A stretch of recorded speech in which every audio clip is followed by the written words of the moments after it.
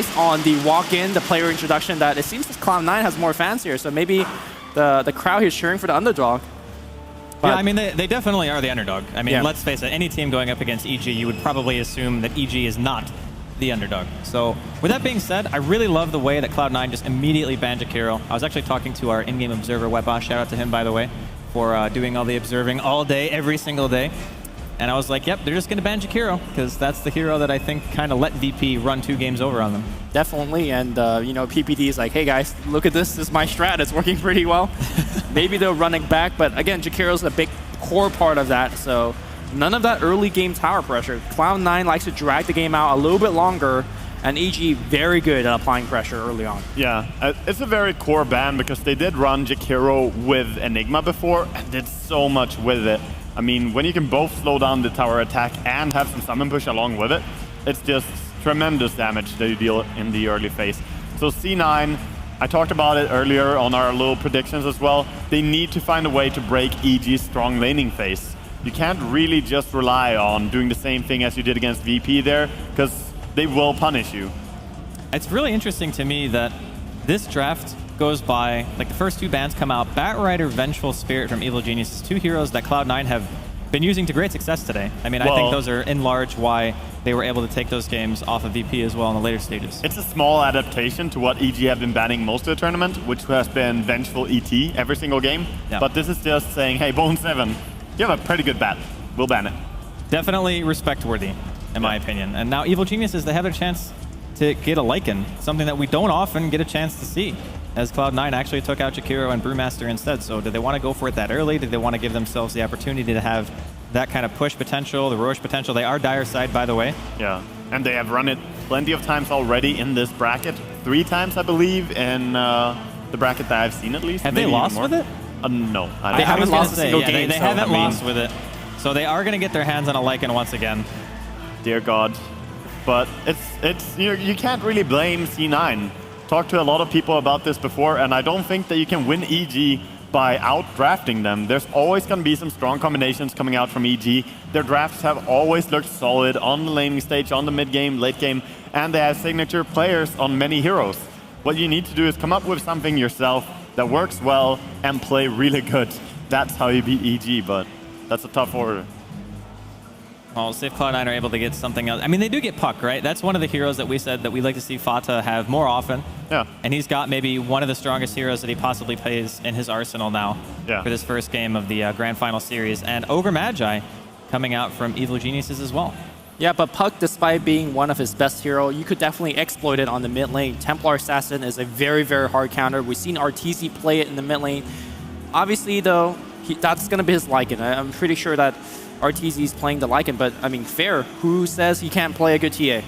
He plays a good anything, in fact. I think EG might just be comfortable putting the Lycan against the Puck. I don't really think it's that bad of a matchup for him, especially since they often say, we always go bottle on our Lycan regardless, and I think if you can just wolf spam, it's very annoying for Puck, especially once you start getting to like 3 and 5. Those wolves actually do a ton of harassment. Wow. Just like guns a-blazing, people are picking just their own signature hero. They're not afraid of being countered. I like it. It's like you play your best strat, we play our best strat, and we are going to just outplay each other. Yeah, this is really a nice mentality to have for C9. Normally, I would say picking Terrorblade early shows what you're going to do, but there's no doubt that EG would ban it out in the second phase, and this is what C9 have been playing the most impressively. Their Terrorblade has just had so much success with the DD runes, Illusion runes, etc. being bottled. Envy just plays this really well. I love the Enigma ban as well from Cloud9. Just giving another ode there to Zai. He played a phenomenal Enigma the other day. A hero that Evil Geniuses probably play more, I would say, than any other team right now, at least in the Western scene. They're very good at playing greedy with it, and some teams have actually tried to adapt a bit in that style. I think VP actually picked it today in one of their matches, and I just think that hero is going to see a heck of a lot more play soon. Yeah, definitely soon. And Zai even had fun buying the Aghanims on his Enigma. The game was pretty much over at that stage though, but if you ever get to that luxury, he hurts so much. Doesn't even need someone to help him. I think actually the most important hero drafted here so far is not the Lycan, not the Terrorblade, nor the Puck. It's actually Ogre Magi. Because Lycan, Terrorblade, a ton of these teams, and these 2 teams in particular, focus on getting the bottle, right? We need a ton of rune control early on. And having supports that allow you to check and, in fact, bully away any other core that comes for the rune is Ogre Magi. So I feel like, for example, AUI, he plays a ton of Zeus. Zeus is not a hero that you want to send to the rune and secure the rune, because he can't. Ogre Magi can. So I think a lot of these 5 games, if it does go to 5, is fought a lot at the rune spot. Yes, I agree completely. Both EG and C9 know exactly how important it can be to just get one of those Rune of Destinies. And of course, we will see both teams checking out a lot. What do you expect that EG want to pair up with their Lycan in this game? Obviously, such a versatile team that I don't judge you for being wrong, but what do you think that they want to go for? I don't know. I think when you're playing against TB, you still have some sense of urgency because TB late game versus Lycan, you're still going to get shredded as a Lycan, and it's not many heroes that you can say that. They do go with the Zeus, so this could be support. It could be core, yeah. It could be a core as well. It could be Fear playing on the Zeus, so we'll have to see. Since Jakiro's banned out, Panda's banned out, I'm kind of leaning towards it being a core, especially since against Terrorblade, having an over-leveled Zeus against Terrorblade is so nice. Like, you burst down incredibly hard. I kind of want to see EG go for an Elder Titan, but I also feel like that would make their lanes a little bit weird.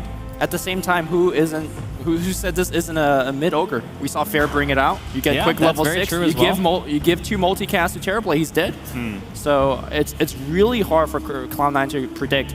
And it's Cloud9 are going to take the ET. Okay. That's a very late Elder Titan pickup as well. Yeah.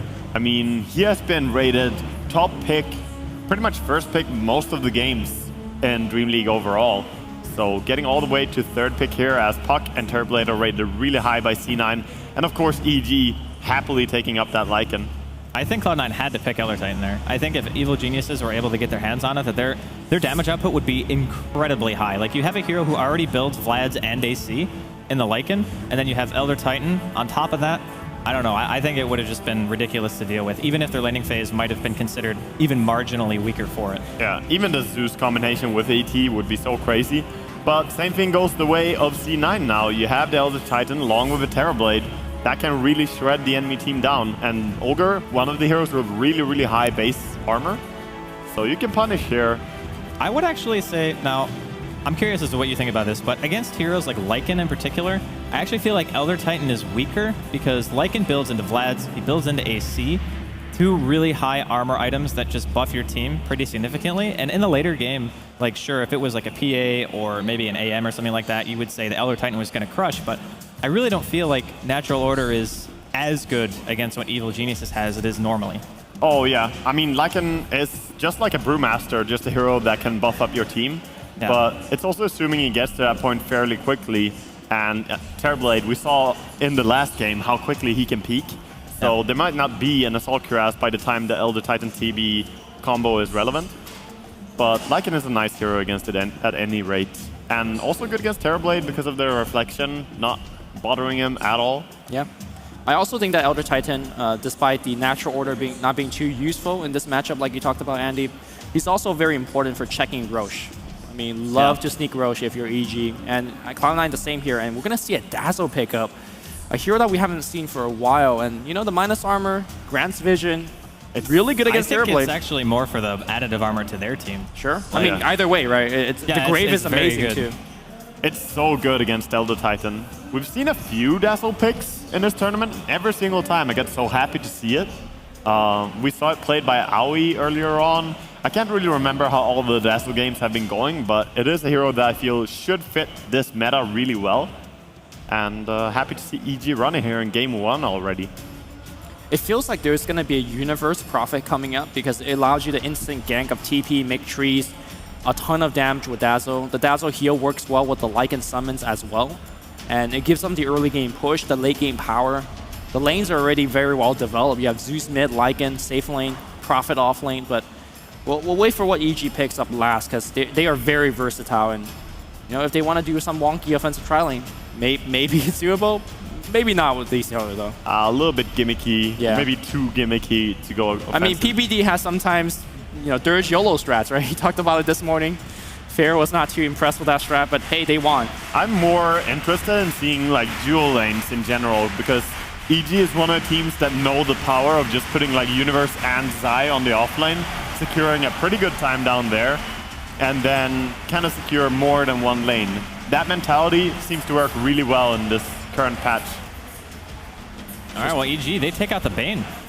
That's going to be their ban here. Of course, Cloud9 are looking for a secondary support. We're assuming it's going to be Ali on the Elder Titan again for the second game in a row. And same for Envy with his Terra Blade, and I believe Fata for his Centaur, so... I mean, Bane would be amazing against Lycan. Yeah. It's so strong. You can just enfeeble him, and of course, even when he gets BKB, you could grip him. So it would be a very, very strong pickup, and PPD plays it himself, so he probably... This is partly him saying, I know how good this hero is, you're not getting him. You can make the argument that once Lycan gets Necrobook and the Wolf out, yeah, you could grip him, but the Wolf are probably going to kill you quick, but more so I think in the laning stage. He does high burst damage, you get level 6, that's almost instantaneously free kills. So yeah, it's a very powerful early to mid-game house that gives you late game disabled through BKB. Sven coming out from EG. There we go, all the armor coming up. You know, we talked earlier to some players about why are you not playing Sven? And I can't remember who it was that said, but they were just not impressed at all. Oh, it was Matumba Man over on because we suggested Sven for like counter to ET Aura. Yeah. He's like, nah. Not impressed. Not impressed. Well, we'll see if it's going to be impressive because... I think it's more about like the guaranteed stun, right? Like you get Sven stun, Ogre stun, Zeus ulti, Dead Terrorblade. I mean, it's still a very good hero for clearing illusions as well, which I think up until this point EG kind of lacked. So you get the good cleave going, you put it in a core position, and you're just good to go. I mean, this is one of those games where C9 is not even guaranteed to have the strongest late game by any means at all. Yeah. Because Sven, Dazzle, Lycan, and Ogre Magi with the Bloodlust, even Zeus scales really well into late game. So sure, you have the Terrorblade, you will have a lot of power in the mid game, but maybe with all this armor, EG can take fights at that point. I like the approach that PPD has gone into here. Yeah, Warcry is ridiculous. 16 armor. Yeah, and you have it almost all the time. Yeah. It's got a 50% uptime at level 4 if you level it. So, very, very good ability. See what Cloud9's answer to this is going to be. And they're going to go for the Treant, which I like a lot, actually. Hey, man, Overgrowth, you have no answer unless you BKB. It's so good against Lycan and Sven for that reason. Like these are heroes that are strength heroes. So sometimes you see some agility cores go Manta and BKB as well. So you can like preemptively BKB, save your Manta for an Overgrowth. But you actually can't do that if you're Sven and Lycan because the heroes don't naturally progress into those items. So here's the thing. I'm very concerned about Cloud9's damage output. Treant is not really a hero that's notable for late game damage, and against Centaur, all of the, I mean, Centaur. Centaur is great. That's good mid game spell damage. But if you look at the ultra late game, where just right click matters, ultra late game they don't win terribly this. against the world, right? Like so, I think Cloud9 is working with the clock here. A mid game clock, they need to finish. They need to go ahead and finish the game around 35-45 minutes. I mean, you sound like a nervous C9 fanboy, but even then, you know, the mid game timing they have is very strong with Terrorblade here. That's true. But late game, for sure, EG... By the way, I don't appreciate to be called by a nervous C9 fanboy. I'm just a C9 representative. Okay. Yeah. Okay, I'm sorry. Yeah. Used to be a fanboy. Used to... Dang. Whoa. No. I definitely hope C9 do well. I'm actually just a fan of good Dota. Yeah. Like, all of these drafts, all of these picks, like Treant, Dazzle, we don't see these heroes too much. Sven? Can you imagine Aghanim Sven? It could. Yeah? It's pretty good. Could be really nice here. I mean, Aghanim on Sven is amazing. At first it is time, base damage, right? First time I heard it, I thought that it just gives 80% aura to your teammates. Actually gives it to yourself as well. So you get a really good ulti. And it is pretty worth buying, but often you need a BKB first. And there are so many good items for Sven to pick up. All right, well, we're just waiting on Pylai PC here because apparently it has decided to randomly shut itself off, which is not great. But we'll be back into the game here in just a minute. And now, we're looking right now, we see Universe playing Sven. So are we possibly going to see those dual lanes that you were talking about, Waga? Yeah, I definitely think there's an option for them to run dual lanes by Ogre, Sven. Pretty interesting lane. They could go aggressive as well, bring down PPD on his Dazzle. But it completely comes down to how they want to play it. Either way, it is going to be Fear over on Zeus. And that was probably one of the bigger questions, like, is it a core Zeus, is it not? It is going to be a core Zeus, and it's so strong, getting early levels against the Terrorblade. Well, I'm just terrified for TB in particular, because you get, like, double stun Zeus. That is a nightmare for a hero who has one of the worst... Actually, I think he does have the worst strength gain in the game. It's like 1.4 or something like that. It's completely abysmal, so until he starts getting some HP up, he's definitely going to have to stick to his signature off-map farming and not really show himself too often. Is anybody else sad at the fact that Fear is not playing the Sven? Because, you know, he's got the free-to-play I mean, that Sven is his set, actually, I think Yeah. the Universe is wearing, right? So, you know, it's his hero. Yeah, it is. But Free to Fear. looks like we're back in amazing. game 1 of Cloud9 versus Evo Geniuses for DreamHack Winter 2014 Grand Finals. This should be a very exciting best of 5. On the Radiant side is Cloud9. Going on to the bottom lane, we have AI 2000 playing the Elder Titan, Bone 7 on the Centaur. In the mid lane, looks like it's going to be Envy playing the, oh, actually, he's going up top now, Terrorblade. Highlight Die, scouting with a tree, and last but not least, it's going to be Fata Puck. Yeah, maybe they want to dodge here because, of course, going up against Zeus as Terrorblade is very scary. So laning stage, very important. C9 trying to get the good matchups here. Now we'll go over EG really quick before the creeps clash. We got Zai playing on the Ogre Magi. Sven actually going to be handled this game by Universe. It's a bit interesting. Of course, middle lane, we got that Fear Zeus we've already talked so much about. Dazzle going to be played by PPD. And of course, that leaves Arteezy on his Lycan. And it seems that it's just going to be the Puck against Zeus on mid lane. Still a pretty good matchup for Zeus, though, as it's very difficult to dodge any of the damage output that he deals. And PPD not really going to be down on bottom, going to roam a little bit here. And we do see the dual off-lane start, at least from EG. Pretty much expected. So, if you're Cloud9 right now, obviously your highest priority is hitting that peak timing that you were talking about during the mid-game, where you have like 25, 30 minutes in, maybe you have your Manta Scotty, like that's your ideal progression, I guess, in most games. You kind of want to end it there, right? Like that's your goal. I think so, yeah. And I'm worried for C9 here, just by the fact that they have a peak where they need to be strong. And EG, with all the armor, maybe it could be really difficult for a Terrorblade to do as much as he normally does. Is he going to be sneaky here? They're trying to do some stuff here. I don't think they get the kill. I don't think so. Unless Fear goes out of position. Yeah, Fear knows. I mean, he's going to stay back in Arc. Oh, he might, but yeah, they're not going to get this. I mean, it's painfully obvious at this point now that Envy's not in lane farming. He can, in theory, be jungling. There's always that option, but now it's even more obvious as it just fades out. Yeah. So in fact, he is actually just jungling. So it's Highlight Die off lane tree. I think he wanted to go top, and he's like, you know what? I just gotta go to jungle now. This is the downside to drafting TB so early. You don't really get an easy time laning it because EG have adapted their draft against this hero. So drafting your carry early on does have some weaknesses, but they did get Terrorblade, who they are very comfortable playing. And we've seen Envy struggle before in laning stage and then come back. Definitely. Looks like Bone 7's going to make the rotation top as Envy goes to the bottom. Normally you don't see Sven off lane just work, but first of all, you got the Howl bonus damage.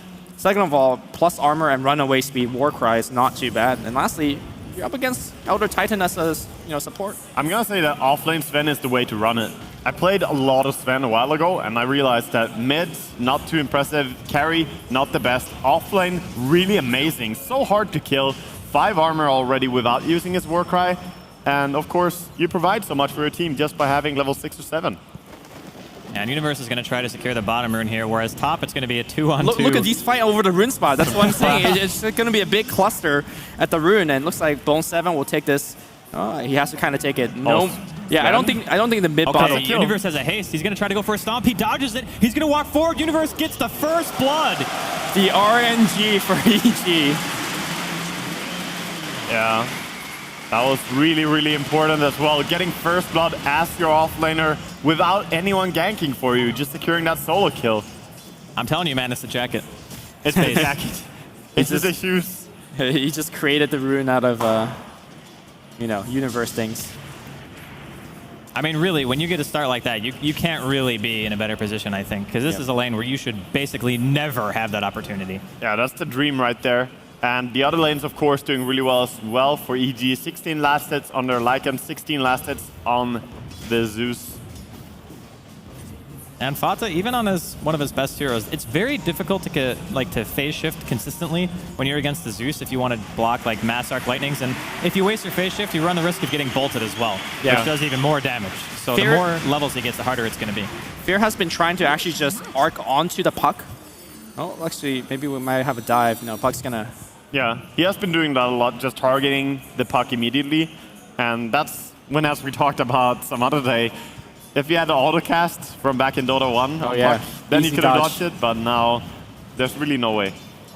So we do see a ton of lane rotation from Cloud9. Now it's Aoi up top here farming in the off lane, but all of these rotations is going to just benefit EG because EG's getting the stable lanes. They have the better lanes. They're getting more farm and experience. It would not surprise me when they go in and experience graph. We'll reflect that in just a bit. I think Cloud9, they're having a little bit of struggles right now, but like Waga mentioned, Envy's recovery on Terrorblade is always on point. So even if he doesn't have an amazing laning phase, his item timing is seemingly perfect every single game. By 25, 27 minutes, he always has the 2 core items that he needs. And then they just start trying to take engagements based off that. I think actually the biggest thing to worry about is to make sure that Fata is the one who has an okay start, because I think they rely on him very heavily to make that space. And speaking of bottom lane, double stun coming out from Universe. They're going on Pylite Die. He still has armor and leech seed, but it's not going to be enough, and Universe gets himself a second kill. That clubbing, just going ham with the right clicks. Chain stun is very, very dangerous, even for a tanky support. Yeah, another beauty of running that Sven as an off lane, you could make ganks very successfully just with one support. In fact, they're going to rotate around again. Stun's going to come out against Envy. He got the tango up, but look at the clubbing. The damage is going to come out here. That living armor immediately dispelled. He's trying to run into the trees. He will make it there, but good harass coming out here from EG. And TP got cancelled. Yeah, poor man's shields and all the armor you have on Terrorblade, very difficult to bring down. But as you said, just right-clicking him that much can be enough to mess up his farm a little bit. And power treads 4 minutes and 50 seconds in for an off-lane Sven.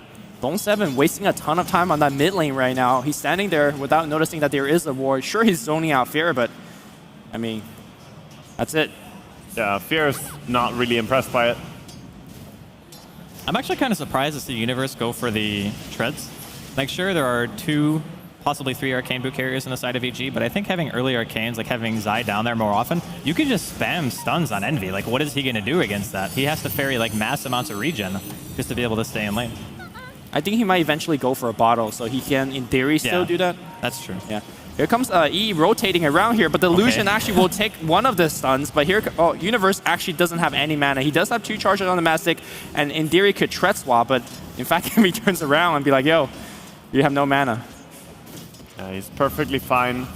But still, though, all this aggression is just keeping Terrorblade from dealing any tower damage, and it is messing with his farm a little bit. Oh, he has mana now. In fact, the bottom lane, the sun's going to come out. Envy's going to eat another Fire Blast. Zeus ult's going to come through. That's going to secure a killing spree on Universe.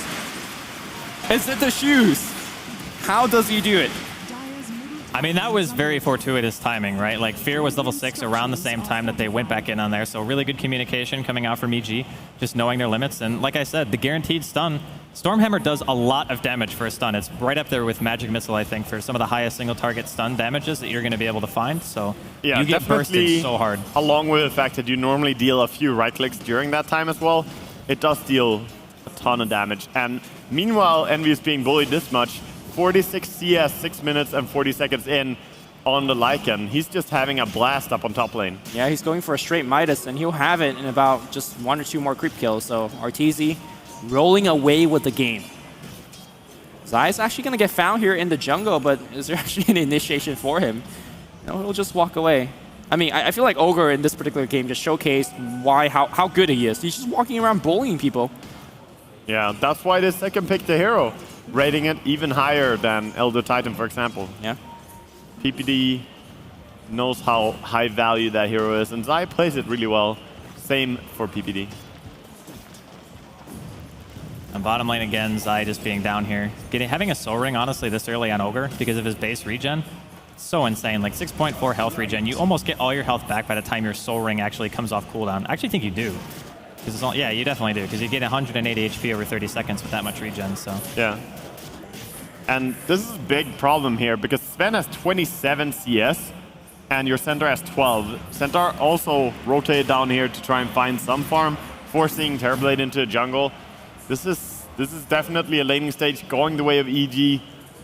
Oh, by a heavily. mile. Look at the Yeah. goal lead. It's a 3,000 goal lead without any towers being taken up. This is standard EG. Like, Yeah. let's be totally honest. If we were to say that their lead was even less than that, it might be surprising.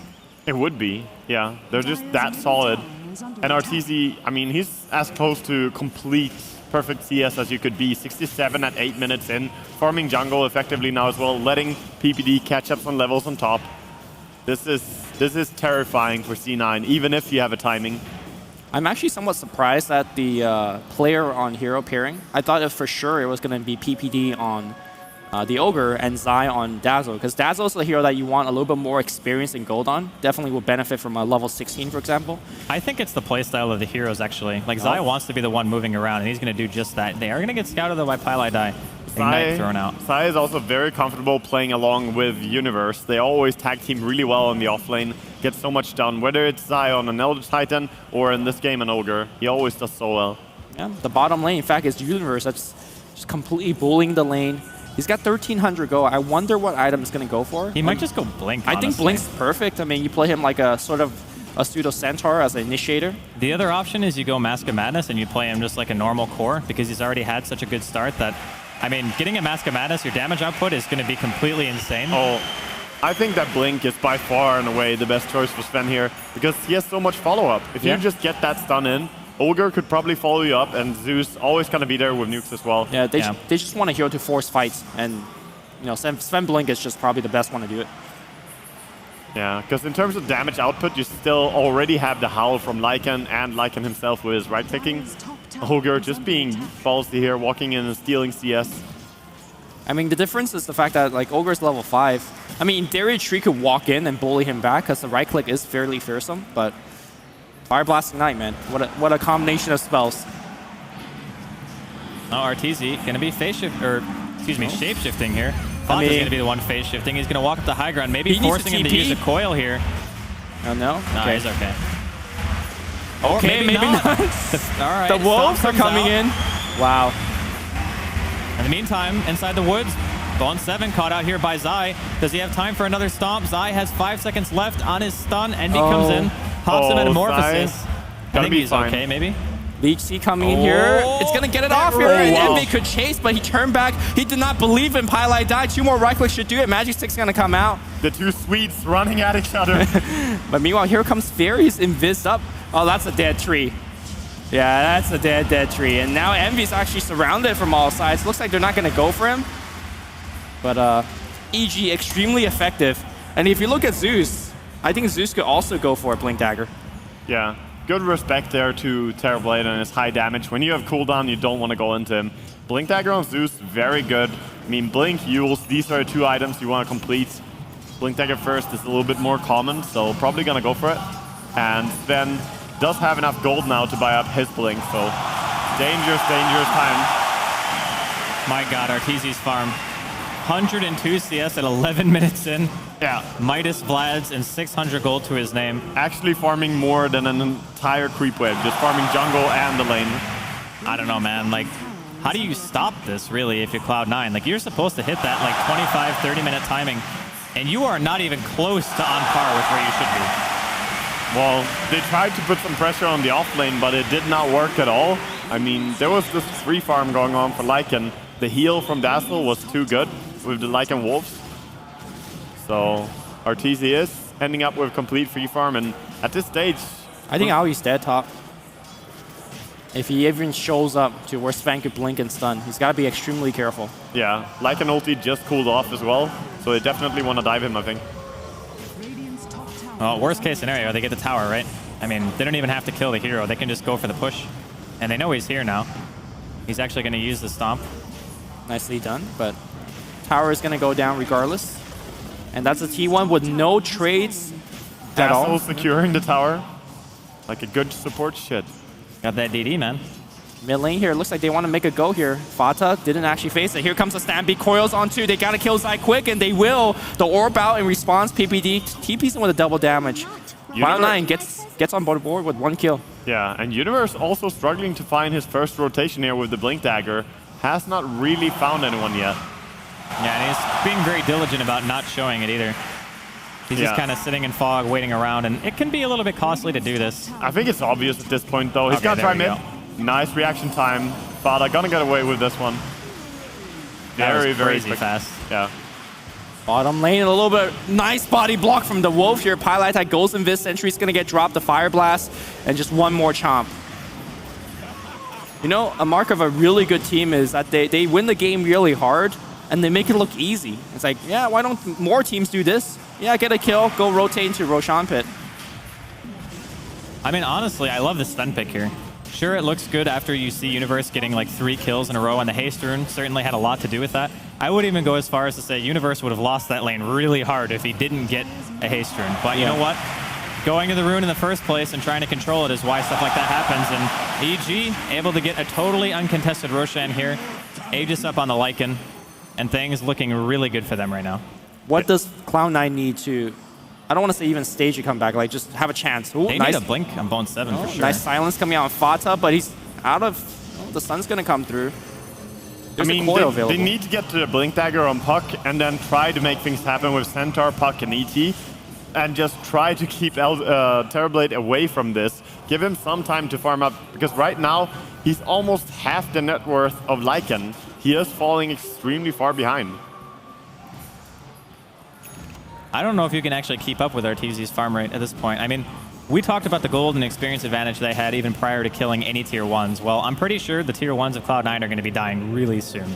And then you have a tree who's not even level 6, and your usefulness kind of starts to wane at that point. And Fata, well, he used a lot of his defensive capability. If that ooh, nice phase. He's going to try to walk out, but the Fire Blast will follow. Fata didn't want to use his Blink like that, Stampede, and Coil to be used. He is going to live to the right side, but Thunder God's Wrath is not available. And he'll survive, but at what cost? Yeah, he threw it out. That tower's dead. Yeah. Well, he did force out a few reactions there, even the Zeus ulti. But tower is, as you said, probably going to go down here.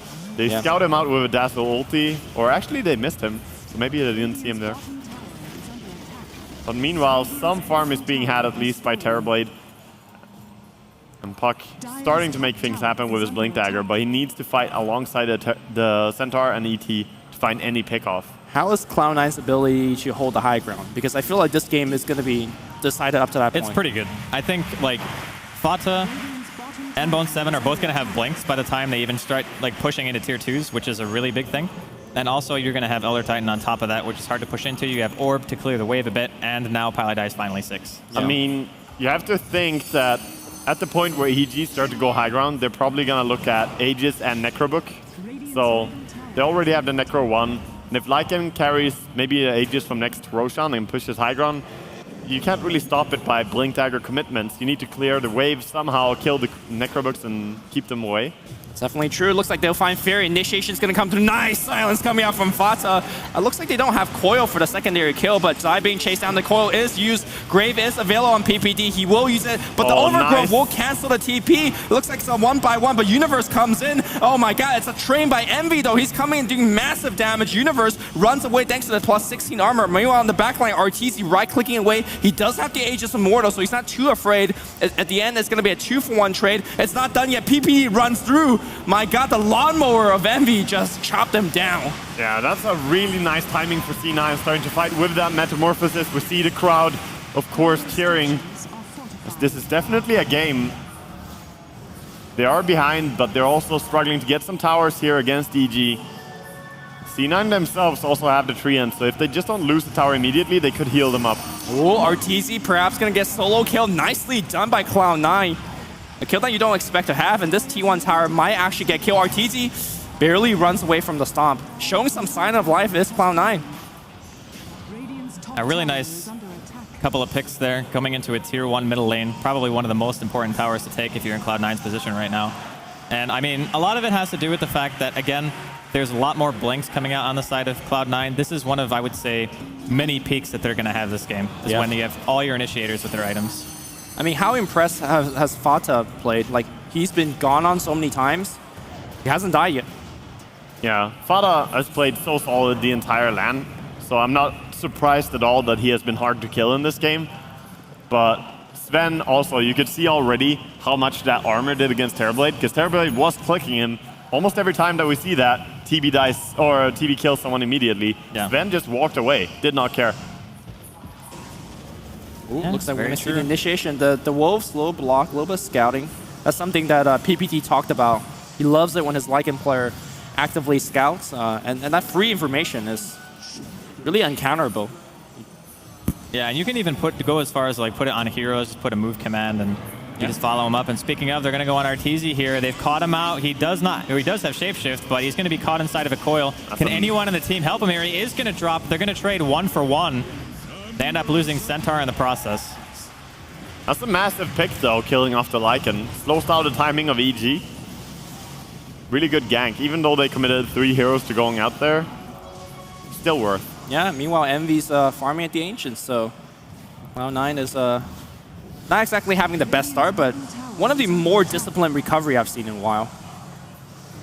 Yeah, I think this is, when he gets up to his Manta, I think things start to turn around a little bit because you can disjoint some of the stuns. They're pretty easy, actually. And then you can just start working your way towards that Scotty. And when that happens, you have Elder Titan on your team, your damage output starts to skyrocket, even against the Sven. Like, yeah, you got the plus armor from the Warcry and such, but still a long way from being over for Cloud9.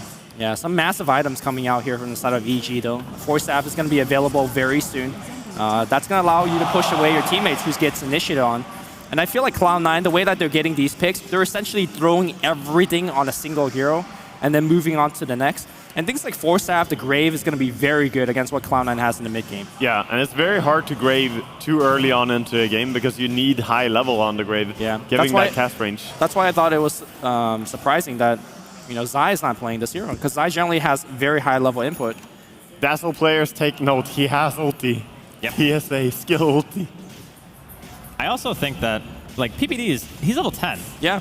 So it's not like he's under-leveled by any stretch. I mean, having level 2 weave at around the 20-plus minute mark is still very good. Actually, Zai is playing the PPD role this game. He's only level 8. Well, Yeah. I mean, he still is getting a little bit of farm, right? Like, he's got a point booster, 1,000 gold, yeah. boots. Well, PPD is still playing the PPD role as well because he has Fine wards. even less gold. So That's true. I guess the level distribution is a little different from what I'm used to seeing. yeah, and Elder Titan is farming much more than the supports of EG. Yep. So C9 have a little bit stronger core of 4 heroes, but then you could argue Lycan is just a beast right now. So much gold. Elder Titan Very feels like fat. a keeper of the light in terms of his farm in this particular game, because he just has to throw his spirit out and stomp to defend towers, right? And you are going to just pick up creep kills. Yeah, more or less. I mean, he is a very spam-centric hero. Astral Spirit is only 16 seconds, and then Stomp is 15. So they synergize very well. You can basically use them together every single time. They want to go and gank here with the rune on Eternal Envy, as always on his Terrorblade. I believe he had an illusion rune in this gank. Trying to find someone, Zai. Can he feel it? They feel it. They're definitely walking back, but Arteezy's, they know the smoke is broken. They know Oh, exactly God. where it is. Arteezy, the silence is going to come through Arteezy. that Another damage. clean pick. They see Zai. Zai will face, but now it's Zai in a ton of trouble. Yule Scepter's going to get used to the sun, not hitting too much. The Earth Splitter, though, will bring him back. Another kill.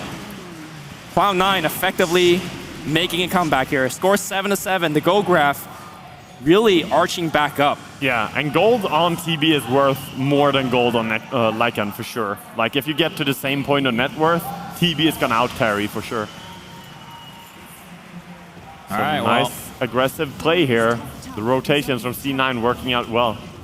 another tower going the way of Cloud9, and that will actually be able to finish up the Manta for Envy if he decides to buy it. Yeah, and he has some gold to go as well. So closing up on that Scotty, working on it slowly. It's not gonna be as fast as it has been previously, because he had like a very delayed Manta style, Yeah. but it's still fine.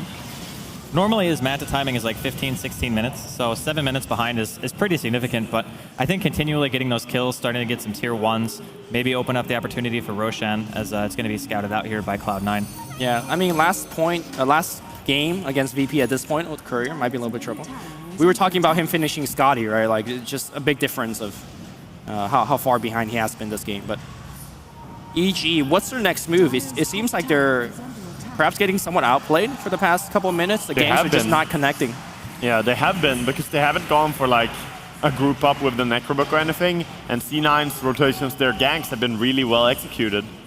And Puck is showing how important he has been for them. They are farming up a big stack here now, though. RTZ getting even fatter. I love the synergy, actually, because the Shadow Wave actually hits Ancients. So It does. you can use the Wolves to deal a little bit more damage, kill the stack faster. It's kind of like Venge-esque, right? Yeah, sort of. Dire's top tower is under attack.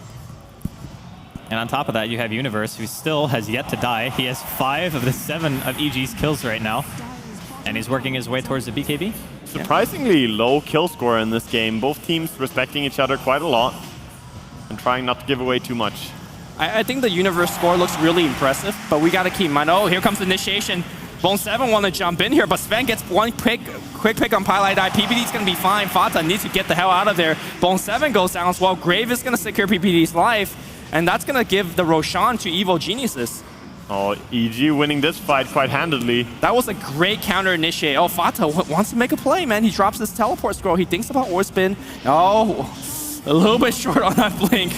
And he'll get himself out. Gotta phase. Okay, nice heals. Yeah, I mean, that was so hard to kill.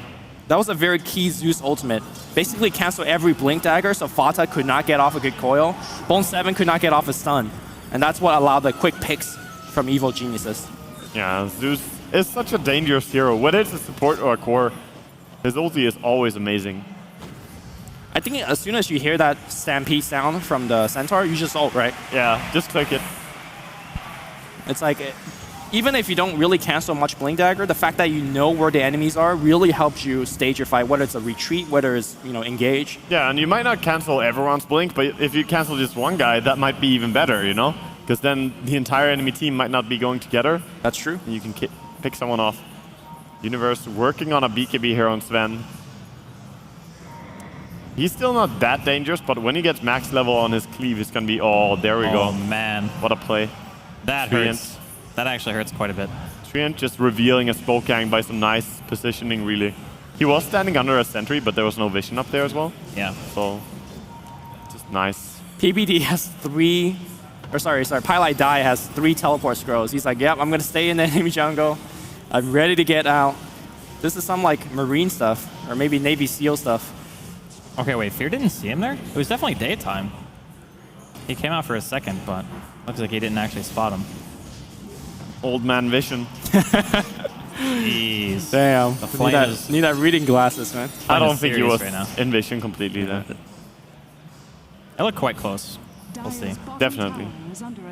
But either way, EG, despite getting that Roshan, they still feel like they're a little bit on the back foot against E9.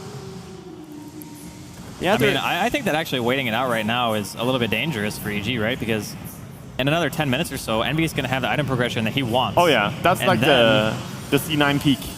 Yeah. All right, Bone 7 just killing the Necro Book. hey, man, that's gold.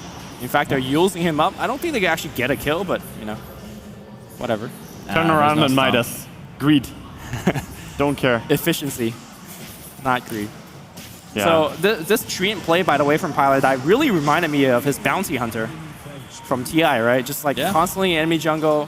Not as effective because you can't snipe couriers, you can't, blink track and give vision, but kind of doing the same thing. And he's basically using passive gold in-game to get to this blink. Once he does get to the blink, I feel like the overgrowth is going to be a huge factor in these fights. Farming with that passive gold. Yeah. If you don't die, man, that's farm. That's true. He does find out PPD here. Goes for the ulti. Okay, and in fact, they're going to try to come in, Sven's but done. Sven, that's only going to hit on Envy. The Grave is keeping him alive immediately, though. Well, it looks like he's going to get right-click down. No, actually, nobody goes for him. The Earth Splitter, however, will get him. Ran in a straight line. Yeah, I don't think he had much of a choice, actually. He kind of had to run straight. Envy got to be careful. Yeah, the Dazzle ulti does a lot here. Yeah. What's his armor right now on Terrorblade? It's going down. Minus 22. It's going to wear off in a second. Manta? Universe with the stun. Woo! Nice. Well, in fact, they're going to turn on RTZ. The Wolf form is out. The right clicks are coming through here. Very tanky, though. Got the Vlads. He will die here. Okay. That was strange. Will he die a second time? He could. No, here comes the puck on the back line, forcing Zai away here, RTZ. It's an very, axe very ogre. tanky. Careful about this ogre. Oh, Envy has to run. No only 3x. I was like, no multi, just kidding. 3x multi. They get the return kill. Maybe a little bit greedy chasing RTZ. I mean, he That didn't. had to have been a bait, right? Like, there's no way he actually thinks he can TP there. Yeah. I guess that was a bait. That's a pretty next level bait. Just TPs and I mean, he knew Zai was coming in with the multis, man. Gotta have faith. That's true. He didn't even need to use his Aghanim stun there as well. He just threw out one casual 3x multi, no problem. Nice and de-warding here with the Necrobooks. And this is something he always does when he plays Lycan. Just use Ultiform on Lycan to make your Necrobooks faster, to de-ward it more effectively. I mean, when you're level 16, your Shapeshift has almost, what?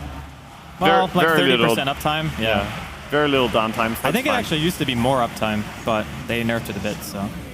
Yeah, they nerfed the cooldown, actually. So. True. We are getting very close for a Hex on Puck, which it feels like Cloud9 doesn't really lack Disable. It feels like they just lack damage, right? I mean, Hex is always good. I'm not arguing against that, but just in general.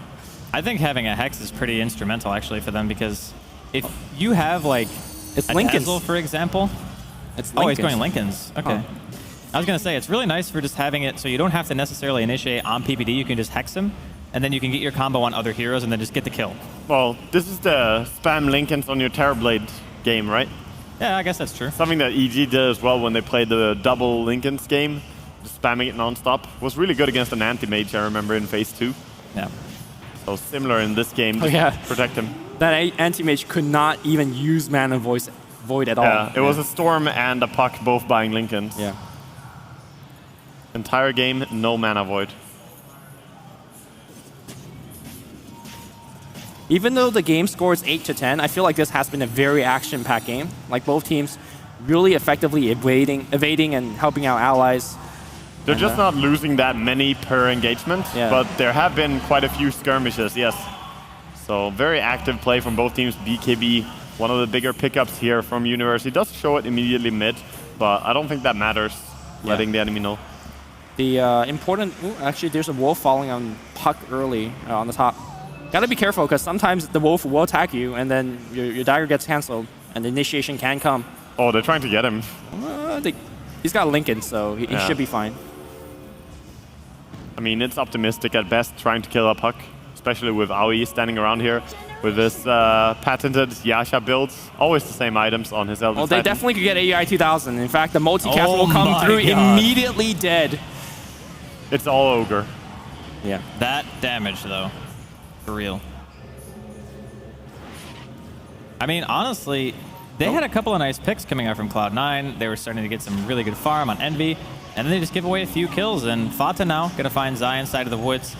There is a weave, though, so I don't know if he's going to be able to get this kill. And he does still have his Lincolns up. He's going to eat one of these stuns. Here comes the Stampede. The second stun goes on a Bone 7. He's dropping so fast. 4 staff away. Will end up dying. Not even able to get one stun off PPD. He does not have Grave. He will end up dropping to Envy, who is currently hasted right now. He's running towards Arteezy, who is trying to kill Fata. Still a weave on him. He's going to try to go for the TP out. Gets Yules. Fear is here as well. Actually wastes the bolt. Doesn't arc first. Doesn't get the damage off. Yeah. Oh, multicast. It's going to come through. That's 2x. That's 2 more. Zai rolling the dice, man. Yeah, Zai is doing so much work here. Yeah. He really has a massive impact from his Ogre. And you can always see this. When you finish Aghanims, you become twice the hero. You just do so much more. Solo killing Elder Titan. Yeah. I feel like this game is going to turn into like, you have these melee cores that are just trying to chase down hero on the side of EG. And you can't kill them because they have Puck. You know, they have Tree. These are kind of hard to kill hero. And then on the side of Cloud9, you know, you have, normally Terrorblade just kills everything, but you have all this armor, you have all the Grave. So both teams really persisting in these team fights, nobody really dying, and that could explain the 9-13 score, despite the 32-minute of gameplay. The pace of this game looks like it could definitely go into the ultra late game, by the way, where I still think that might be EG's choice here. Yeah. Remember when they played versus VP Polar and they just saw the Divine? They just said, hey, we're going to take it to ultra late game, it's fine. It feels like they have a similar approach in this game because they're not pressuring at all against C9. The big difference in that game was that EG had the whole map. They farmed everything. Yeah. But Cloud9 is definitely maintaining their own map control. I mean, in fact, look at the tier 1 They mid. are. Yeah, they're keeping their towers alive. They're threatening the Roshan constantly because of that mid tier 1. So I feel like if it's a farming game, I think the Cloud9 support heroes in particular could get a little bit more gold and could definitely make a game out of this. Yeah, also, nice deny on the double damage rune there. Envy wanted it, but the Wolf said no. Very nice play by Arteezy. Roshan just spawned up here as well. And this is already the third Roshan. It's 32 minutes in, and we've already seen 2 kills, so This will be the time where EG definitely want to start thinking about getting into position, and they are already on it. Like, they are just moving down here straight away. Arteezy's nice actually Yules there by Fata, by the way. Arteezy actually using his wolf form just like as a haste screen and run around. The uptime is pretty high. Yeah, it's about 30% of the time. All right, tower kill here by Fata, and he gives a silence on 2, jukes away. He's going to get stunned here once. Second one is going to be blocked by the Lincolns. That timing, though. In fact, he's actually chasing in pretty hard. Gotta be careful of the minus armor that's persisting on him. Yeah, but it's so hard to do Yeah, anything. he's just I mean, playing with the heroes. It's a living armor, Yule Scepter, and of course, Lincoln's puck. It's very hard to kill. I love the fact that there is a illusion of Terrorblade and a wolf in the Roshan pit. Just like both teams are constantly very aware of scouting. I mean, the next fight can be extremely important. It could be. Both know what's up. It's a cheese as well. And top lane's being pressured by C9 here. Maybe EG was just want to try and sneak a Roche during that timing. Lycan is going in. I mean, I think Cloud9's very aware of this. It just depends on whether they want to actually challenge or go for the top racks. And it looks like their heroes are just very spread. Too spread for this. Yeah, and it dies so fast. Even the Dazzle heal does a lot of damage because you have 5 units in the front line there with the Wolves and Necrobook. You know, Dazzle getting cheese is pretty key because I imagine Cloud9 want to remove him almost instantly.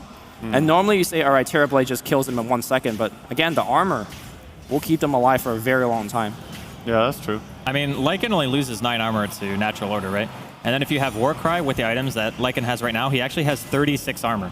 Yeah. So that's a ton against Terrorblade, who is nothing but physical damage. Terrorblade is impressive right now when he's just farming and getting a lot of value. He is catching up slowly to Lycan here, but as you said, how much damage will he deal in the first big 5-on-5 fight? Because I feel Dazzle and Sven could nullify a lot of it.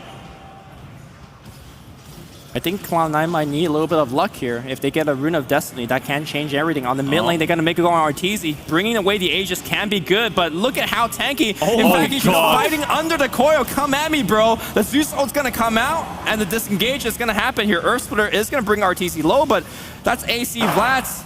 Okay, does not care at all, in fact. Just keeps going. It always impresses me how these players are playing the game. They get initiated on, well, actually, here comes round 2, but Grave is right there. I mean, he has his team behind him. Fata! It's going to get multied, and he's also dead. Very deep dive there by Fata. Nice bait by Arteezy, I suppose, but they should know that everyone is right behind him there. Jontanin is pretty optimistic. Yeah. He hasn't got punished so far, but the punish is pretty painful. Yeah, and you die once on Puck here. This is going to open up at least 2 towers. And EG. damage on the 3rd. Like, they push so fast. Oh yeah, they could. Dear God, Look at that tower. damage. That armor though on Lycan, like, it's just completely ridiculous when they use the Warcry. I mean, that was without Weave. So now he's going to get Weave. He's going to have another Warcry going up high ground. He has 50 armor right now. Oh, got a glyph, and here we go. They're actually nice initiation and Bone 7. Illusion's doing nothing. Yeah, force out buyback on Puck. The Overgrowth hits nothing because somebody got Yules instead. A little bit of miscommunication here. There is a Black King bar on Envy. He needs the magical immunity and quick retreat coming out from Evil Geniuses. I mean, Warcry. They want to chase. Oh, I'm not sure about this. trying to find anything. They have the Puck ulti, but that's an Aegis still. Are you gonna go on Arteezy here? They feel like they need to get a lot out of this because Puck bought back. They are going to get the Aegis, but look at the initiation from Universe. He is taking a ton of damage. He needs to Warcry. He will get it off. Envy, though, can he actually sunder? He gets it off. He gets it off against Arteezy. Arteezy will run away, but they do lose Universe. On the right side, Pylai die. No multi just yet. Fata takes 1 here. He does have phase, but the Abyssal Blade comes out from Arteezy. I think he just bought it on the side shop. Meanwhile, Envy still chasing on Hero. Fear is running away. Keep in mind the big bad wolf is still nearby. Everybody's so low. I think it's time for disengage for Cloud9. Yeah, there's an Ogre Magi coming and he's angry. The multicast 4x. Maybe another 4x. Envy's being massively pinged by Cloud9. The blanket, the multi. My goodness. The burst damage is just so unparalleled from Evil Geniuses. Zai is actually the carry hero of EG. Zai is doing all the damage with his Ogre Magi. I think he solo killed 2 heroes while Arteezy was running away. And then he manages to help kill Envy as well with Fear. So, yeah. I don't know. What do you do? Like, Zai has a massive impact on every single hero that he plays. And he has travels now as well. That's just going to be even worse to go up against. dear God. He's going top. Dude, he's angry. Oh my god, he's actually diving under this. No multicast on the first one. Might actually have paid for it. The overgrowth's gonna come through here. Look at the multi though. I don't know about this Twilight Die going Vis. You don't gank Ogre. Oh, he's going. Ogre ganks you. Okay, Zai just bossing down Pilai Die, saying, hey man, I'm Ogre. Never back down. Radiant's top tower has Cloud9 gotta be extremely poised in the next couple of minutes. You lose one fight, you don't have Glyph, you just lose like 1 or 2 lanes of racks. Yeah, and luckily Pilai Die respawns really fast. I guess that's one of the upsides here for C9 as they need to defend. I don't know, I think this is maybe where EG want to try to go for a Rax. There is no Glyph on the side of Cloud9. It is still kind of dangerous though. I still think EG are going to play it even more passive because they are aiming for the ultra late game. You can tell by the way they're playing this game, they are not in any rush to take racks of C9. Yeah, I think they wanted to make a poke because the metamorphosis was down for at least like 10, 20 more seconds. So as soon as they know you're not getting a free kill, you're not getting a free tower, they'll back off. Very, very disciplined play. Yeah. Also, Fear is doing a good job every fight of just trying to spam Arc Lightning on the Puck to break his Lincolns. Yeah. He did that in the mid-team fight, and then the Sven came in. Puck got brought down solo immediately by that, so Fear doing a lot of work from his Zeus. Radiant's bottom tower is under attack. We talked about how Fear and Zai is doing so much work. I think it's because you need to focus on Arteezy and Universe. These are kind of high priority, high damage targets. That is allowing PPD, that's allowing Zai to really stay back and keep chucking out their spells. Yeah. Even though EG just took the bottom tower, wouldn't be surprised to see him just kick back completely here and say, hey, you can come out on the map again. We have an Ogre. No. Oh, does he find the courier? Oh, he killed needs it. the overgrowth. Okay, he paid for it though. He just got obliterated. Yeah, Zai just killed the courier as well. It had nothing important on it, but still, sending a message, man. Even your chicken. MV doing a little bit of split push up top. Actually, if you EG, do you just like push hard and force him back? Manta is down. In fact, he has to TP. Never a big fan of trading against Terrorblade, but you do have Lycan, so I guess you can. Oh, here comes the initiation. Bone 7 will force staff back. The blink ignition though. Bata will have coil available. Universe gonna get taken up in there. That's re-engaged. The Universe pops a BKB. The coil's not doing much. Meanwhile, on the right side here, Envy, he wants to fight. He pops a BKB. He's focusing on Arteezy. They will get Arteezy. The thing is, they got the rack, so I think Cloud9 needs to get way more. Force staff forward from Bone 7. He has blink in a couple seconds, but he's got to be careful. If you blink into an Ogre, you can just die. The poor man Centaur ulti, the war cry, running away. Yeah, I think Fear even popped his ulti to make sure that Bone 7 couldn't blink there, so he couldn't go for Universe. I think Cloud9 needs to push across the other side and at least force out a buyback from Arteezy. Yeah, I believe so, but Zai is also on top of things. Can they though? Can they actually force his buyout? Because I don't think they push fast enough. No.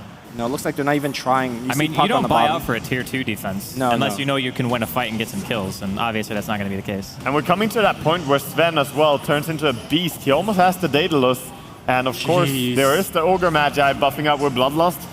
So this is very, very scary late game coming from EG. I like their approach to playing against TB and the way they drafted. I'm often a big fan of EG's drafts, but this one in particular is really nice.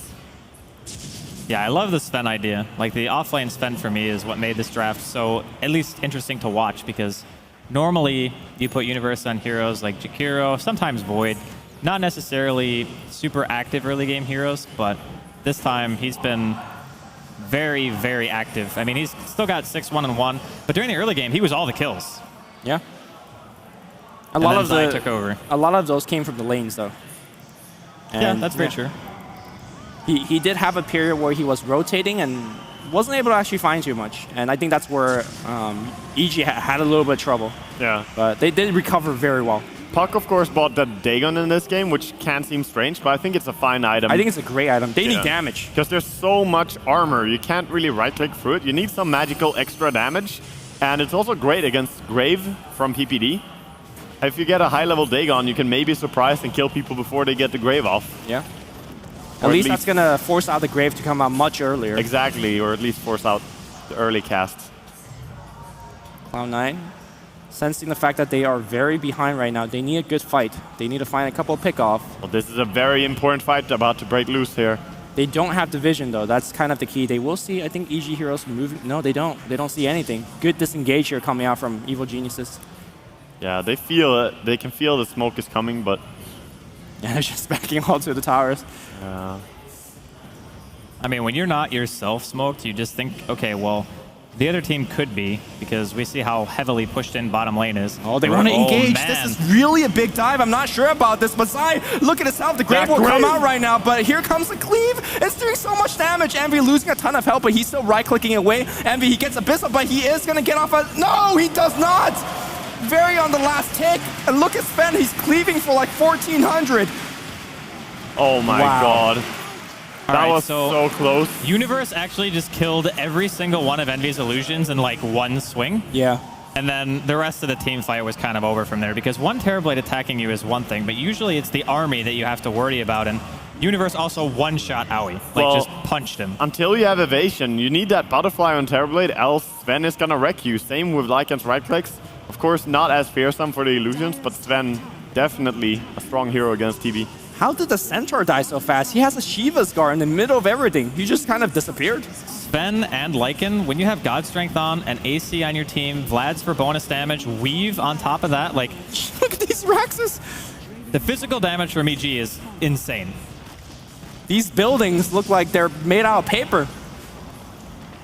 I mean, it is 45 minutes in, right? So we kind of expect teams to push a little bit fast at this point. Cloud9's last stand. They have to get a lot of work done. Yeah, but they don't even have puck available. Here we doesn't go. have buyback. That's the Sun. Universe taking a ton of damage. He will pop the BKB, but he will die. Overgrowth will keep RTZ locked down. He abyssals, but he's going to die here pretty much. Well, Fair on the backline doing so much damage, though. In fact, Zai's going to come in with the multicast. Can he get off the Sunder? He can't. He's stress swapping. Can he? Sunder? All right, he got off a Sunder.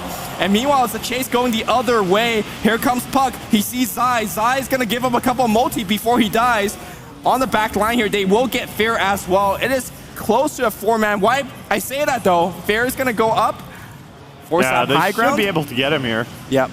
Chasing him down. So a lot of kills going the way of C9, but their base is so damn destroyed after this. They do have top, but no tower as well. Losing two sides. For the remainder of the game, Cloud9 has to win. 14,000 experience? Oh, God. Okay. Decent team fight. Yeah. But here's the thing, though. For the entire remainder of the game, Cloud9 has to win every single fight. You lose one more fight, you're done. Yes. Double this could buyback. be a good timing, though. Like, if they could manage to make something happen here after seeing so many buybacks, here we go. BKB Papa University wants to go on Envy right away. The Abyssal Blade comes out. He gets force staffed away. He's going to be able to sunder RTZ. He's forced back. Universe making this fight. Universe is dead, and the chase goes the other way. Bone 7's going to land a stun on Fair. Fair gets force staffed away. On the back line, though, the creeps are entering the base of Cloud9. BKB activated, but BKB is down. Fair is down. C9 not doing it? Well, they're not doing anything. They're going to go back and defend. This is just the beginning of many, many team fights that Cloud9 has to win heavily. Yeah, but they gotta get Roshan from this unless something happens here. EG not really in a position to stop it. They used multiple buybacks for this too. That's kind of the key thing. Yeah, there's no buyback available now for Sven or Zeus. I don't think Zeus bought back. There was oh, here comes the carry Zai. Multi. Okay. I mean, hype. He does have a hood as well, so you need to get the highest multis possible, pretty much. Oh, it's going to come the other way. RTZ is going to get overgrowth, but here comes their ult. Meanwhile, on the backline, Envy is going to get the Aegis, the cheese, and the bottles on the ground. Somebody's got to collect the cheese. Zai walks in. Thanks for the cheese, bro. Meanwhile, the multicast is going to come out. Coil's going to hit on two. They want PBD. No, they want RTZ instead. The right click. The Abyssal Blade is going to come out. Envy's really stunned up. One multi is going to come out. You got to kill Zai. He's just doing so much work. Force step on the high ground. Oh my god. Wow. I mean, Zai has to be one of the best players in the world. There's no doubt about it. He's just so impressive. At the point where you have this many farmed heroes and you're still impressed by how much the Ogre is carrying the team fights, it's just amazing what he can do. But Cloud9 has a rare window of opportunity where they actually have a creep wave streaming down the mid. And they could actually take maybe breach high ground. Keep in mind the buybacks are already down for EG. So if you get a very good team fight, there is a universe where Cloud9 could actually get some buildings. Yeah, and they have been taking good fights. Now with the Butterfly as well on TB, you're even stronger. Dagon getting upgraded for Fada. I think C9 are in a better spot than they have been in the entire game. Yeah, the initiation's going to come through. Bone 7 will whiff this one. Bone 7, he's been initiating very well this game. He got the stun on him, but Sai just forced before. I mean, that top push, when EG eventually get the racks, they get double stun. All right, stun on the Bone 7. Blinking from Fata. Gets a silence on Universe, and Zai just decides to back it up. I mean, keep in mind, they don't have Aoi here, so... Aoi does have reach of travel, though. Yeah, with Aegis still, it's maybe possible for them to go, but it looks like they're just going to decide to back up. A good attempt from Cloud9, but again, they need to keep winning fights. That's the only way. This is a very, very impressive first game in the best of 5 grand finals. C9 and EG really showing that this is finals material. Yeah. I think it's fair to say that these teams maybe were just like on another level for the rest of the tournament, even though Cloud9 showed a little bit shakiness against VP. Yeah. I think when you're playing against really good opponents that you respect, you have a tendency to actually play better than normal. The shakiness is gone. They're playing much better now than they played against VP. C9 are in great shape. And also, they just came from, in a way, a 3-game winning streak against VP. Sure. Yeah. So, you know, momentum.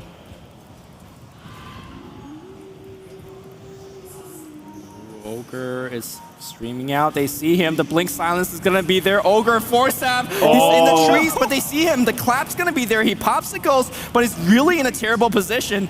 Actually, there's no sight. They see him now, and Zai's going to get brought down. That's a big part of their damage. And keep in mind that he did not buyback, but he doesn't have buyback anyways. This is a prime opportunity for Cloud9. Aegis is running out fairly soon, I want to say. Yeah, they can keep pushing here. This is an amazing spot. They did use meta quite a while ago now, but they have half the duration pretty much. Yeah. More than enough time for one poke here, and that could be enough to take racks even. Let's see what EG are going to do about it. Ogre's a big part of the damage, not just for the multicast. They need the Bloodlust. They need the damage output. Here comes the Glyph, and that building without the Glyph will also melt like paper. The right clicks are coming through for Envy. Look at how quickly he drops. It's focusing on the melee racks. How much deeper do you want to go if you're Cloud9? Do you go for another lane of racks? I think you take one and back out. No, they're thinking about moving top. That weave is working his magic, though. Look at the minus armor. Yeah. They're going to back off in the end. I mean, you want to take 2 racks immediately there, just even out the game, but at the same time, you just got racks, you won a lot of good team fights, back up, get some items, you know, spend your money and be happy. EG trying to go for something here. I think they just smoked under a ward, though. They had a ward in the base, so... Well, here's the thing. If you just smoke into the enemy in front of the tier forwards and start fighting Cloud9 there... I mean, it's very obvious. This is something that C9 have to know about. I mean, they're running into them. I'm not sure if this is obvious to Cloud9. Envy, he's by himself. He might get abyssal. Oh, he needs to BKB. In fact, he does. Can they turn with this? Metamorphosis is down for 39 seconds. With that said, though, he does have BKB, Aegis and Morimoto. He does have Aegis, though. He's going to waste a lot of stuff on him. He is going to come back alive. The Earth Splitter is going to come out here. Envy, there's nothing to protect him. He's going to get brought down. Manta's going to get used. The crits are real. Envy, he's losing too much health. And the blink stun, he dies. He has buyback, and he has to use it right now. No, he doesn't have it for 10 seconds. The Glyph is going to have to be used. Bone 7, he gets multi, he gets stunned. Bone 7 is barely hanging on. He's dead. I mean, that's 3 heroes dead with no buyback. Of course, they buyback now on TB, but that's not going to do anything. He's going to get multied. Sunder? No, he can't even Sunder. That's GG. It might have been a very obvious smoke, but EG just streamed down mid, and that's all they needed to do. Great pickoff. What a game 1. Maybe a bit more hairy than EG would have liked it. I think at some point in the game, it was looking pretty grim for Cloud9. They had a really nice comeback during the mid to late game where they went up mid, they got Roshan, they managed to take a very impressive counter racks, but in the end, that smoke at the end was just the nail on the coffin, more or less. Yeah, I think when Cloud9's winning these fights, they're always initiating. And when you have Centaur Puck, you gotta be the aggressor. Yeah, but one thing that we didn't mention even in EG's draft that was so strong in the late game, the amount of disables. Like, you could not do anything. Look at how many stuns they threw out every single team fight. Yeah. It was just a crazy amount of disables, so tough time to get any Sunder off, and EG just playing so solid. Welcome back, Shiver. Thank you. And this game, for me, you see EG with a lineup that they clearly are comfortable with. You see Cloud9 with a lineup that they are clearly comfortable with as well. And this was just, for me, it was an outplay. Am I saying that wrong? Do you agree, disagree? I think this is a very even game, so saying it's an outplay is like, I think C9 did a great game there. Yes. Oh, Anyone yes. could have won, and I don't think you can ask for any more. This is an amazing game. Highest quality game of the LAN so far. Yeah, I would agree. I mean, remember when they're pushing high ground on the mid racks for Cloud9, pushing against the Dire team? Like, if there wasn't a 4-staff, for example, if Zai got picked in the base, who knew that could have been an earlier set of racks? If there was a double damage that could have spawned for Envy, that could be another set of racks. Like, I think this is one of the closest game, even though EG got 2 early racks, Cloud9 didn't give up, and they fought really well. DD Runes did spawn earlier on, though, and Arteezy was on top of it, denying them with his Small wolves as well. things. So Small all things. these things that some other teams would not pay attention to, EG are on top of it as well, and it's just great and amazing level of Dota. Yeah, and for Cloud9, of course, one of the things that maybe didn't go so well for them, apart from not winning the game, of course, is the laning stage wasn't really all that solid. EG was ahead on almost all fronts. Is there anything they could have done different, or was it just strong play by EG? I think the haste rune bottom lane for Universe was pretty fortuitous. Like, they were fighting over the rune between the two of them, and unfortunately for Aoi, he didn't get it. And then he tried to go for a stomp to deny to Roshan, and obviously with a haste, it's very easy to dodge, right? So Universe gets 1 kill. Zai rotates bottom. They end up getting, I think, 2 more kills after he decides to make that rotation. And for me, Zai was the player who kind of made it all happen in the early game, right? And then he gets this Aghanims, and all of a sudden he's solo killing heroes all over the place. I mean, No, core because- support doesn't care who it is he's killing, he's just throwing out the stunts. Really amazing performance, and yeah, as you said, fortuitous or not, he did check the rune better there. If you get there first, you can put yourself right on top of the rune, making it almost impossible for the enemy to take it from you. Yep. So he was first, and that is important. Nothing more to say, really. No, he's just a very fat ogre, even fatter than he looks. But of course, we have got a break. We are going to go to a second game very soon. But before that, you're going to get some commercials to see, so perhaps some birds. Let's take a look what we got.